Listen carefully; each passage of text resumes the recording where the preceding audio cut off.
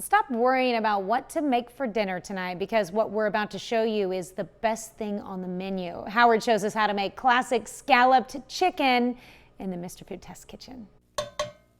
So I've got a question for you. Around 3 or 4 o'clock in the afternoon, do you get a bit jittery thinking about what you're going to make for dinner? If you do, you're not alone.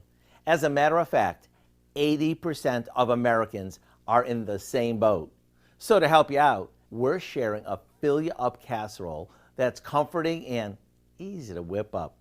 The first thing we're going to do is saute some boneless, skinless chicken breasts that we cut into half-inch chunks. Once these are cooked through, we turn off the heat and add some chicken broth, a bit of prepared gravy,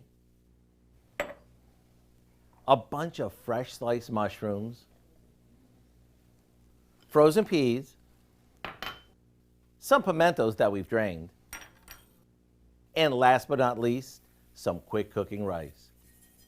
After giving this a stir, we pour it into a casserole dish and cover it and pop it into the oven to let all the flavors meld together.